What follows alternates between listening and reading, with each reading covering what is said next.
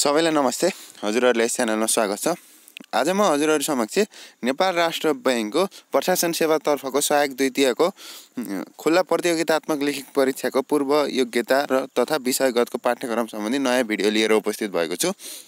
आशा छ हजुरहरुले यस भिडियोलाई अन्तिमसम्म हेर्नुहुनेछ।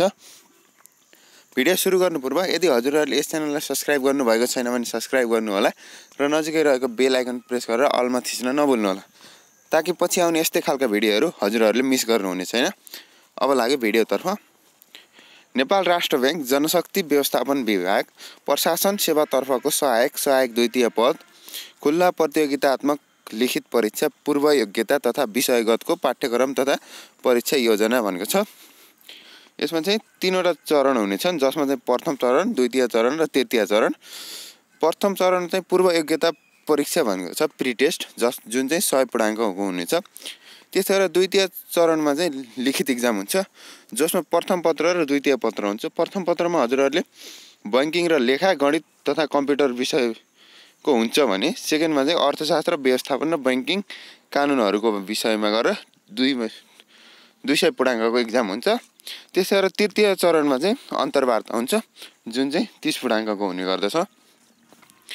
अब लागौं परीक्षा योजना भनेको छ। सबै परीक्षाहरु चाहिँ अनिवार्य हुनेछन्। प्रथम चरण सुरुमा पूर्व योग्यता परीक्षाको लागि हजुरहरुलाई सोधिने क्वेशनहरु चाहिँ यस्तो रहेको छ। विषय व्यवस्थापन र लेखाबाट चाहिँ 30 पूर्णाङ्कको क्वेशन सोधिनेछ, जसमा चाहिँ 15 वटा क्वेशन सोधिनेछ। एउटा क्वेशनको चाहिँ 2 मार्क्स हुने गर्दछ। त्यसैगरी अर्थशास्त्र र बैंकिङबाट 30 वटा क्वेशन, यो पनि एमसीक्यू क्वेशन नै हुनेछ, 15 वटा सोधिनेछ 30 पूर्णाङ्कको। अनि गणित र कम्प्युटर, जसमा चाहिँ गणितको चाहिँ 14 पूर्णाङ्कको सोधिनेछ भने कम्प्युटरको 6 पूर्णाङ्क गरेर टोटल 20 पूर्णाङ्कको सोधिनेछ। र यसमा चाहिँ गणितको 7 वटा क्वेशन र कम्प्युटरको 3 वटा क्वेशन हुनेछन्। त्यस्तै गरेर चौथो रहेको छ सामान्य ज्ञान, जसमा चाहिँ जुन चाहिँ 20 पूर्णाङ्कको हुनेछ, जसमा 10 वटा क्वेशन सोधिनेछ, जसको अङ्क भार रहेको छ 2। टोटल गरेर उत्तीर्णाङ्क चाहिँ 40 रहनेछ भनेको छ। हजुरको समय चाहिँ 45 मिनेट हुनेछ भन्छ। अनि तल भनेको छ पूर्व योग्यता परीक्षा उत्तीर्ण हुने उम्मेदवारहरूको प्राप्ताङ्कको कुनै पनि अङ्क द्वितीय चरणको प्राप्ताङ्कमा जोडिने छैन भन्छ। हजुरले यसमा चाहिँ 40 मात्र ल्याएपछि द्वितीय एक्जाम दिन पाउनु भयो, यसको अङ्क चाहिँ दोस्रोमा चाहिँ जोडिने भएन। अब सेकेन्ड छ द्वितीय चरण। द्वितीय चरणमा चाहिँ विषयगत लिखित परीक्षा भनेको छ। विषयगत लिखित परीक्षामा अब हेरौँ प्रथम पत्रको लागि के पढ्नुपर्छ। बैंकिङ, लेखा र कम्प्युटर र गणित, यिनी 3टा विषयहरु चाहिँ हजुरहरुले पढ्नुपर्छ, जसको पूर्णाङ्क 100 रहेको छ भने उत्तीर्णाङ्क 40 रहेको छ। परीक्षा प्रणाली चाहिँ विषयगत हुने गर्दछ। अनि भनेको छ प्रत्येक समूहबाट कम्तीमा 3 गरी जम्मा 10 प्रश्न सोधिनेछ भन्छ। कम्तीमा 3 वटा, यसबाट बैंकिङबाट 3, लेखाबाट 3, कम्प्युटर र गणितबाट 3 अथवा सबै गरेर 10 वटा क्वेशन सोधिनेछ र प्रत्येक प्रश्नको अङ्क चाहिँ 10 नै रहनेछ।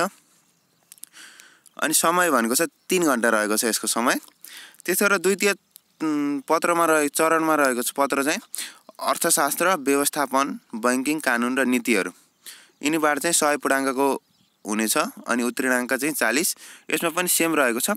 प्रत्येक खण्डबाट 3 वटा आउने गरी चाहिँ 10 वटा क्वेशन सोधिनेछ र प्रत्येक प्रश्नको अङ्क चाहिँ 10 हुनेछ भन्छ। यसको समय पनि 3 घण्टा रहेको छ। अनि तृतीय चरण छ। तृतीय चरणमा अन्तर्वार्ता, जसको पूर्णाङ्क चाहिँ 30 रहेको छ। परीक्षाको प्रणाली चाहिँ मौखिक रहनेछ, समय चाहिँ तोकिएको छैन। अब नेक्स्टमा छ सहायक द्वितीय पदको पूर्व योग्यता परीक्षाको पाठ्यक्रमको विषयवस्तु विवरण भन्छ। अब प्री टेस्टको चाहिँ कुन पढ्नुपर्छ हजुरहरुले यो ध्यान दिनु होला। यसमा देखाएका 4 वटा क्षेत्रबाट निम्नानुसार 50 वटा वस्तुगत प्रश्नहरू सोधिनेछ भन्छ। सबै प्रश्नको उत्तर अनिवार्य हुनेछ। गलत उत्तर दिएमा 20% अङ्क कट्टा गरिनेछ, तर उत्तर नदिएमा अङ्क कट्टा गरिने छैन भन्छ। यिनी 4 वटा खण्डमध्ये चाहिँ हजुरहरुलाई 50 वटा क्वेशन आउने भयो। सबै क्वेशन चाहिँ अनिवार्य हुने भयो, कम्पल्सरी नै। यदि हजुरहरुले गलत उत्तर दिनुभयो भने चाहिँ प्रत्येक मार्क्सको चाहिँ प्रत्येक गलत उत्तरको 20% काटिने भयो। अनि उत्तर नदिएमा चाहिँ केही हुने भएन हजुरको।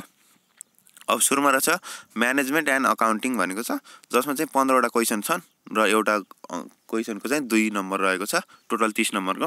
म्यानेजमेन्टमा हजुरहरुलाई सोध्न सकिने कन्सेप्ट, प्रिन्सिपल र फङ्सनहरू। त्यसपछि planning, organising, directing, controlling and coordination. अनि communication, motivation and performance evaluation, service delivery management, leadership, human resource म्यानेजमेन्टमा हजुरहरूले यिनी कुरा पढ्नु पर्यो। त्यसपछि छ सेकेन्डमा छ basic knowledge and emerging concept of accounting system. अकाउन्टबाट हजुरहरूले अकाउन्टिङ प्रिन्सिपलहरूको बारेमा थाहा पाउनु पर्यो।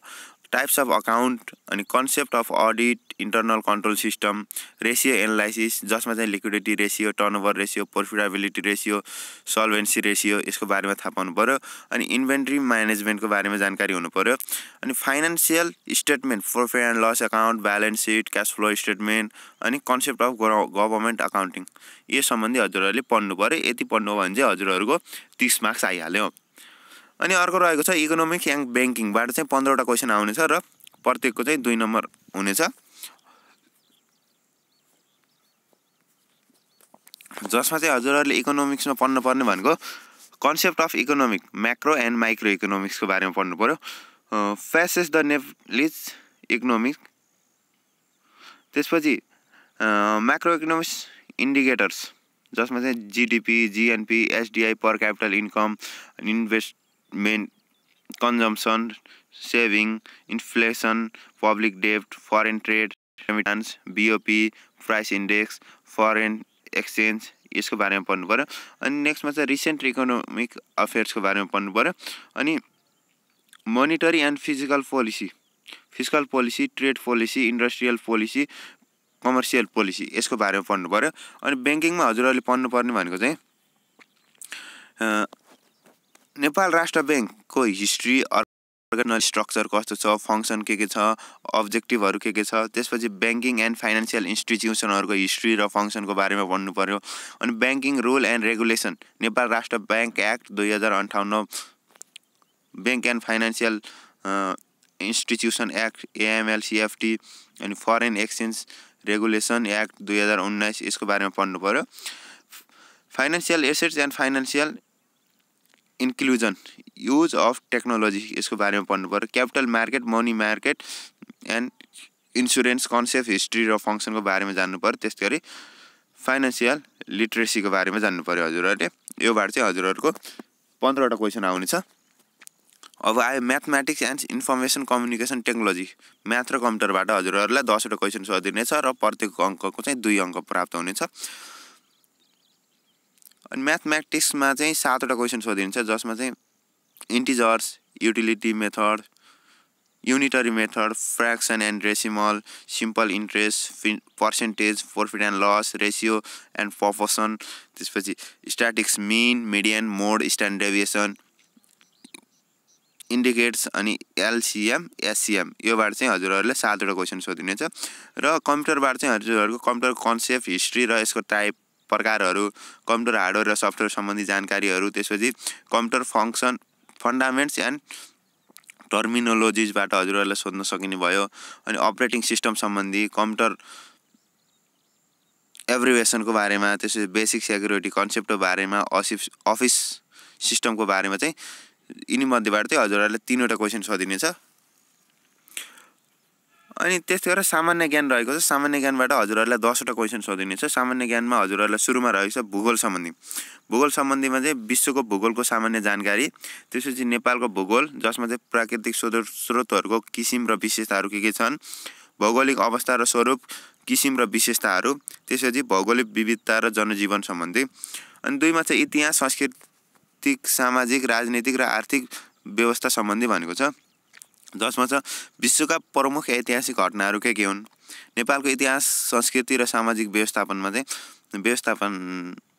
हजुरहरूले नेपालको प्राचीन तथा मध्यकालको राजनीति अनि सामाजिक एवं सांस्कृतिक अवस्था कस्तो थियो, आधुनिक नेपालका राजनीतिक, सामाजिक एवं सांस्कृतिक अवस्था कस्तो छ, नेपालको शासकीय स्वरूप, सङ्घीय, प्रदेश र स्थानीय तह, नेपालको प्रचलित धर्म, संस्कृति, जात-जाति, भाषा, साहित्य र कला, आर्थिक अवस्था, कृषि, उद्योग, व्यापार, पर्यटन, यातायात, सञ्चार, शिक्षा, स्वास्थ्य, विद्युत र विकास योजना सम्बन्धी सामान्य जानकारीहरू सोधिनेछ। अनि 3 मा छ प्रमुख राष्ट्रिय तथा अन्तर्राष्ट्रिय संस्थाहरूको साधारण ज्ञान, जसमा चाहिँ अन्तर्राष्ट्रिय मामिला तथा अन्तर्राष्ट्रिय सङ्घ र संस्था सम्बन्धी जानकारी भयो। अनि अर्को छ UN, WTO, SAFTA, BIMSTEC, IMF, world bank सम्बन्धी जानकारी। चौथोमा छ केन्द्रीय बैंक लगायत बैंक तथा वित्तीय संस्था सम्बन्धी कारोबार, बैंक तथा वित्तीय संस्थाहरूमा प्रचलित विभिन्न प्रकारका विनिमयका अधिकार पत्रहरूको बारेमा। अनि 5औँमा रहेको छ राष्ट्रिय अन्तर्राष्ट्रिय खेलकुद पुरस्कार र घटनाहरू सम्बन्धी। अनि 6औँ नम्बरमा रहेको छ नेपालको संविधान। 7औँमा रहेको छ मुलुकी देवानी संहिता, परिच्छेद 2 को फौजदारी न्यायका सामान्य सिद्धान्तहरू, परिच्छेद 22 मा चाहिँ मुद्रा सम्बन्धी कसुरहरू। अनि 8औँ नम्बरमा रहेको छ मुलुकी फौजदारी संहिता ऐन 2074 को परिच्छेद 2 देवानी कानुनका सामान्य सिद्धान्तहरू।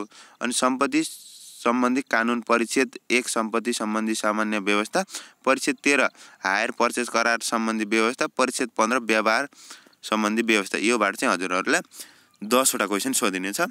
यदि मिलाउनु भयो भने चाहिँ हजुरहरूलाई 100 मा 100 आउनु भयो। अब द्वितीय चरणको रहेको छ सहायक द्वितीय पदको द्वितीय चरणको परीक्षाको पाठ्यक्रमको विस्तृत विवरण भनेको छ। प्रथम पत्रमा रहेको छ बैंकिङ, लेखा, गणित तथा कम्प्युटर, जसको मार्क्स रहेको छ 100। अब यसमा छ बैंकिङमा चाहिँ 4 वटा क्वेसन आउने गर्छन्, जसको अङ्क रहेको छ 10 = 40 अङ्क, जसमा चाहिँ हजुरहरूले पढ्नुपर्ने Nepalese banking and financial system development and structure भनेको छ। अनि सेकेन्डमा छ NRB organisational structure, function, duties and राइटहरू, नेपाल राष्ट्र बैङ्कको सङ्गठनात्मक स्वरूप, काम, कर्तव्य र अधिकारहरू के हुन् यो सम्बन्धी। अनि function, duties and right of bank and financial institution भनेको छ बैङ्क तथा वित्तीय संस्थाको काम, कर्तव्य र अधिकारहरू के रहेका छन् यसको बारेमा। अनि bank deposit, letter of credit, bank guarantees, swift, ABBS, cheque clearing, remittance, foreign exchange, bank तथा वित्तीय संस्थाले प्रदान गर्ने बैंकिङ सेवाहरू चाहिँ यसबाट सोधिनेछ, जसमा चाहिँ यिनी परेका छन् बैंकिङ सर्भिसभित्र। अनि 5औँ नम्बरमा रहेको छ फाइनेन्सियल लिटरेचर, फाइनेन्सियल इन्क्लुजन, वित्तीय साक्षरता र वित्तीय समावेशीकरणबाट। त्यसपछि मनी मार्केट र क्यापिटल मार्केटको बारेमा, मुद्रा बजार र पुँजी बजारको बारेमा हजुरहरूलाई क्वेसन सोधिनेछ, जसबाट चाहिँ 4 वटा आउनेछ। अनि सेकेन्डमा रहेको छ लेखा, जसमा चाहिँ 3 वटा क्वेसन आउने गर्दछन् र एउटाको चाहिँ 10 मार्क्स रहेको छ, जसमा छ book keeping and accounting concept भन्छ, बहिर खाता र लेखा सम्बन्धी अवधारणा। त्यसपछि journal voucher, cash, bank cash book, गोस्वारा भाउचर र बैङ्क नगदी किताबको बारेमा। अनि ट्रायल ब्यालेन्स, सन्तुलन परीक्षण, रिकन्सिलिएसन स्टेटमेन्ट, हिसाब मिलान विवरण, profit and loss account and balance sheet, नाफा नोक्सान हिसाब र वास्लात। अनि फाइनेन्सियल रेसियो, वित्तीय अनुपात सम्बन्धी, internal check, internal control and internal audit, आन्तरिक जाँच, आन्तरिक नियन्त्रण र आन्तरिक परीक्षणबाट सोध्न सकिने भयो। अनि फाइलिङ एन्ड इन्डेक्सिङ, फाइलिङ र अनुक्रमणिकाबाट सम्झन सकिने भयो। अनि डेप्रिसिएसन, काइन्ड्स एन्ड मेथड, राजकट्टीका प्रकार र विधिहरू के छन् यसबाट सोध्न सकिने भयो। गभर्मेन्ट एकाउन्टिङ सिस्टम, सरकारी लेखा प्रणाली सम्बन्धी क्वेसन सोध्न सकिने भयो। Accounting standard, Nepal accounting standard NAS, Nepal financial reporting standard NFRS, लेखामानमा चाहिँ नेपाल लेखामान र NFRS सम्बन्धी क्वेसन सोध्न सकिने भयो। अनि 12 नम्बरमा छ इन्भेन्ट्री म्यानेजमेन्ट, मौजुदात व्यवस्थापन कसरी गर्ने यसको सम्बन्धी सोध्न सकिने भयो। अनि अफिस एन्ड रेकर्ड म्यानेजमेन्ट, कार्यालय र अभिलेख व्यवस्थापन कसरी गर्न सकिन्छ यो सम्बन्धी क्वेसन सोध्न सकिने भयो। अनि अर्को रहेछ म्याथमेटिक्स एन्ड कम्प्युटरबाट चाहिँ 3 वटा क्वेसन आउने गर्दछन्,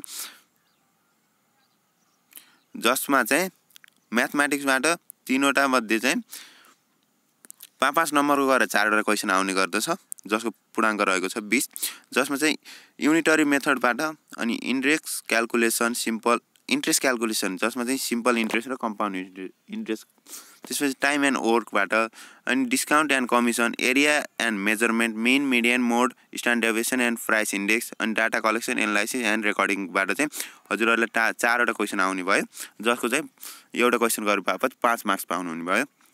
अनि कम्प्युटरबाट चाहिँ नेपाल राष्ट्र ब्याङ्कको IT guidelines and IT code of कन्डक्टको बारेमा, त्यसपछि अफिस सिस्टमको, computer operating system, DOS, Windows, Linux, Unix यसको बारेमा।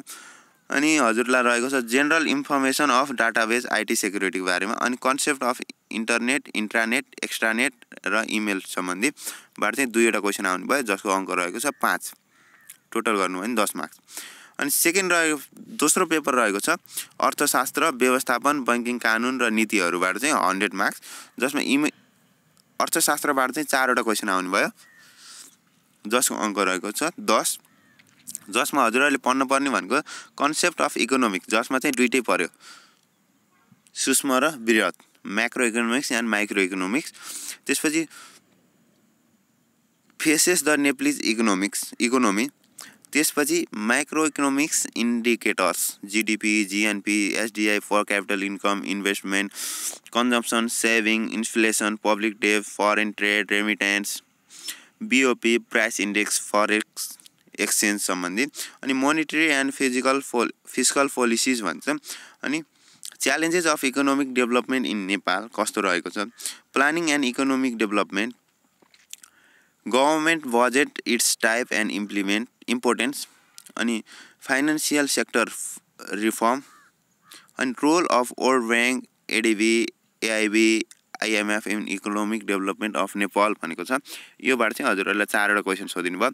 अब म्यानेजमेन्टमा चाहिँ हजुरहरूले concept, principle and function of management, जसमा leadership, communication, supervision, monitoring and control, त्यसपछि अर्गनाइजेसनल, सिटिजनसिप बिहेभियर, अनि म्यानेजमेन्ट एथिक्स, यिनीबाट चाहिँ हजुरहरूको कन्सेप्ट, त्यसपछि यिनीहरूको प्रिन्सिपल के रहेको छ र कार्यहरू के छन्, यो सोध्न सकिनुभयो।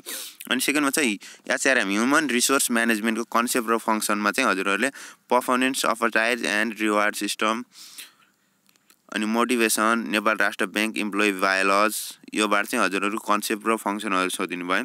अनि कन्सेप्ट अफ इन्डस्ट्रियल रिलेसन भनेको छ cause and settlement of disputes, trade union and collective bargaining, अनि लेटर अफ मेमो राइटिङ, योबाट चाहिँ हजुरहरूलाई 3वटा क्वेसन आउने भयो। अनि 3मा रहेछ बैंकिङ कानुन र नियमहरू है, नीतिहरू। बैंकिङ ल एन्ड पोलिसीबाट चाहिँ 3वटा क्वेसन आउने भयो, जसमा हजुरहरूले